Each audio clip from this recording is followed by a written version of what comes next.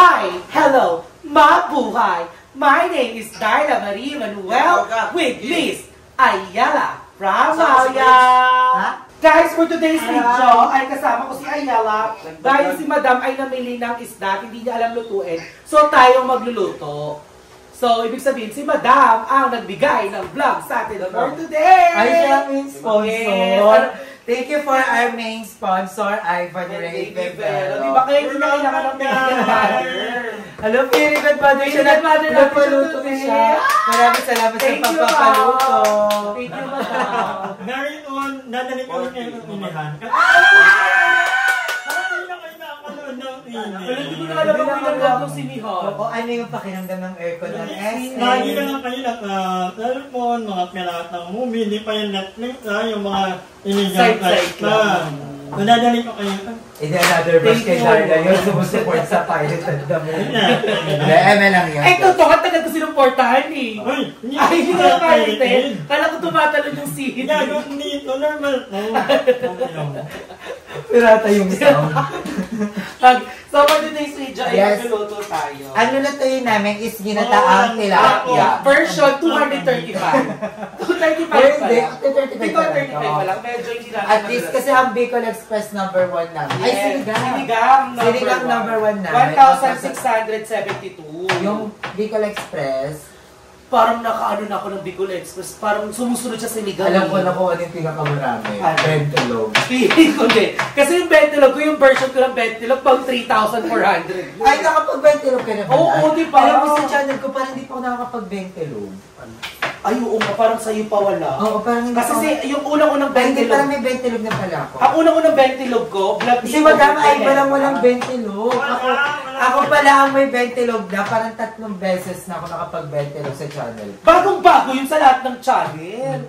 Pero isa sa mga pinaka na, ayun talaga, sabi ko kasi nila talaga, ang food is para malaking bago daw talaga ang food. Kasi marami siyang for health, para sa survival, at for the memories. Ang food daw kasi, parang malaking impact siya sa memory na pag nakain mo siya, may maaalala at may maaalala. Totoo, kasi para pag higop mo ng sabaw, maaalala mo lang, hinihigop ko nung nasa Baguio. Oo, tapos kanya, Bentelog, yun yung childhood namin, super naalala namin, tapos pag kunyari, ako yung pinaka-nano ko, yung miswa, ang namimiss ko doon si Papa. Yung miswa na, yung miswa talaga. Oo, yung miswa, tapos si Mama, sa ko siya namimiss sa udong. Magaling si Mama magluto. Alam mo guys, hindi ako kumakain ng udong, kay Ayi lang ako kumain ng udong.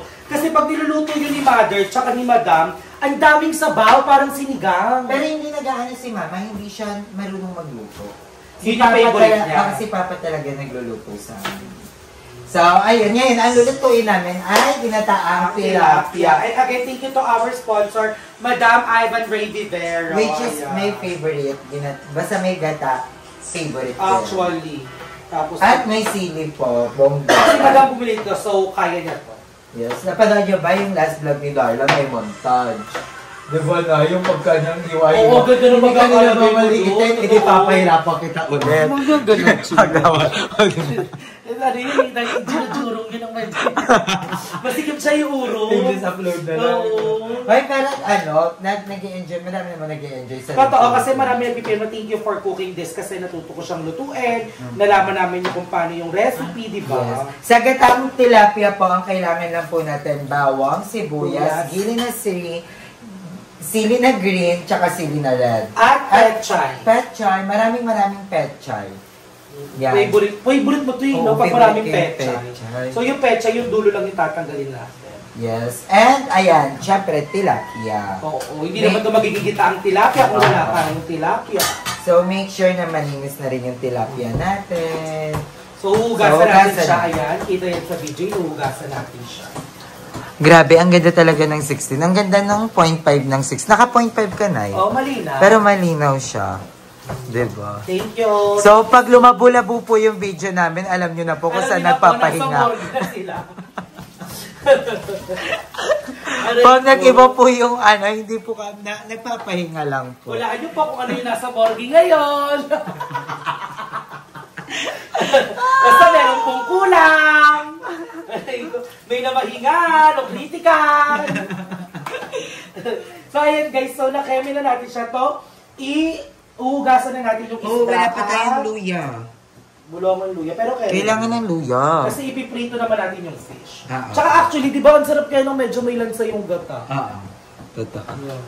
So, ayan guys. So, i-ready at ipiprepare ko lang to at babalik ko kayo kapag nagluluto na kami. Uy, masarap yan pag hindi nakaprito yung isda, Noy. Yung katulad ng pagkakaluto ko. Sige po, ganun na lang. So, madali lang naman yung gusto ni Ayala. Pero hugasan mo natin yung fish. So, actually, ito talaga yung totoo original kong pagluluto. Hindi, kahit yung lola ko, hindi nga piniprito yung isda. Ako, sa tilapia, gusto ko hindi siya nakaprito. Ayan. So, hugasan natin yung fish maigi. Uy, alam mo, ang sarap nung nung paksiw ni Madam Kaap, nung isang araw. Ay, naubos mo nga eh. Naubos mo. Ako din. Gusto ko yung ganong paksiw, yung maraming sabaw. Kasi ang sarap igupin ng sabaw ng paksiw kapag mainit yung paksiw. So, ayan. Kunin ko lang yung kawali, guys. So, ipapakita ko sa inyo kung paano ko siya pinuposition. So, ayan. Maraming tilapia dito, pero hindi natin ito gagamitin. May naiwan. The phrase reality, every moment without you. So, ayan mga Zay, kung nalulungkot kayo ngayon, kung may mga pinagdadaanan kayo ngayon, lagi niyong tatandaan, whenever floats the boat. Ang taray, dapat everyday, may iba-iba tayo iba-iba tayo. Whenever float the boat, diba? Yung laging isipin nyo na getting too close, ano yung mother? Getting too close, too closer. Hindi, getting too close to comfort. Tama, mother. Tama. Getting too close to comfort. To comfort. Ang taray ng mga words of wisdom. Iba talaga si mother. So, ang sa akin naman siguro, para dun sa mga taong feeling nila, hindi sila makapag-move on, guys, lagi yung tatandaan, your world doesn't revolve to me. Ay! Sa'yo yun, di ba? Ay, kay mother din yun. Kay mother. Iba, madami kami nakukuha. Si mother kasi pasabog. Oo, pasabog mag-mo. Iba. Ako yung nakuha. Meron ako. Ano sa'yo? Anong entry mo? Broken ka ba? Galing dito kay mother. Ano? Magaling ba sa akin? Ganon! Mga ganong ano. Kasi talaga naman, sa mundo talaga na to, may mas gagaling at may magaling ka, pero lagi mong tatandaan na may mas magaling sa'yo. And don't too greedy na mapunta sa ganong position dahil nawawalan ng... Ang sabi nga nila, envy is the thief of joy. The moment na nainggit ka sa ibang tao, nawawala na yung joy. And envy is one of the 7 deadly sins.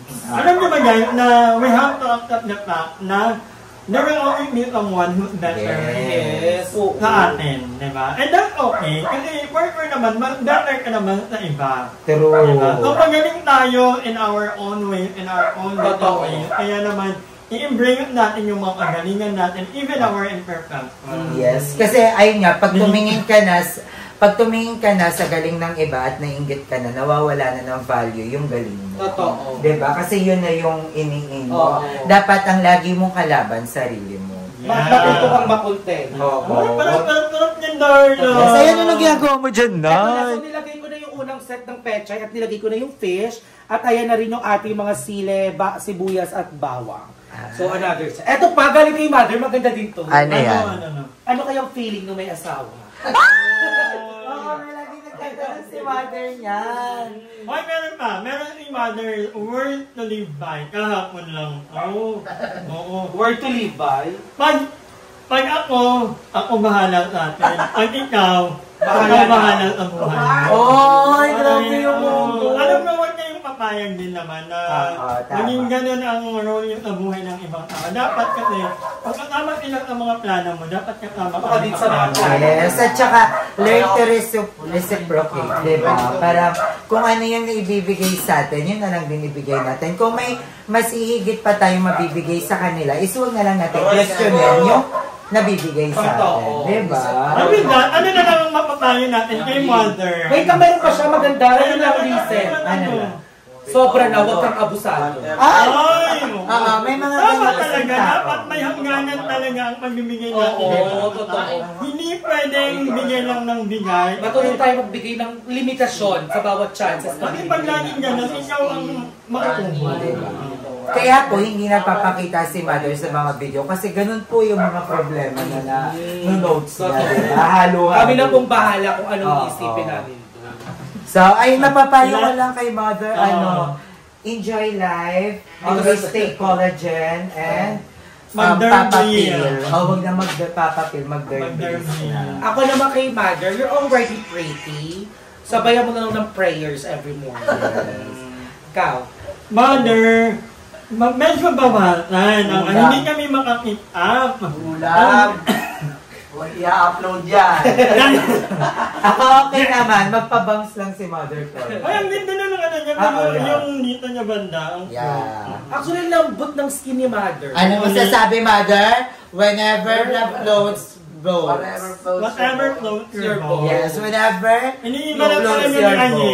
Yung babubububuhan. But yung ano mo, yung kahapon, ano? It's getting too closer you and I. Yun talaga yung because it loves the world. That allows you. Pero inalagay na ni Darla. Ang ating gata. Ayun na siya. Ang ating pinale, ang ating ampalaya. Ano na lang. Talaga naman kahit bili ni Madam, niluto niya, talaga namang naghahabol. Kasi kailangan natin dahil. Rico, magkakaanak na kasi kami. Baka may isa pang magpahinga. Oo. Magi magpapahinga. Magi! Rico, so ayan. So, dalawang gatan. Pero ang laging favorite nating quotes, enjoy life because life is a celebration. Diba? So, ayun na guys. So, nalagyan natin yung gatan. Pakukulong na natin ito. Balikan ko kayo inabit. Ang tawag sa method na to ay halo-halo. So, dahil nilagay na natin, at guys, isang magic sarap yung nilagay natin. So, yun na yung magiging ano niya hanggang dulo. Oo. So, ano na yung mga nakalagay dyan? So, lahat andyan na. Yung fish, andyan na yung sibuyas, bawang, andyan na rin yung pechay, andyan na yung magic sarap. Yun na yung pinakatimpla natin. Paminta, wala pa. Paminta na lang pala. Paminta. Di mo nalagyan betchin? Ay, patis! Later patis yun. Later kapag pampatimpla. So, ang paminta natin ay durog. Masarap kasi ang patis pag madaming sili, no? Masarap ngayon sa usawan dito eh.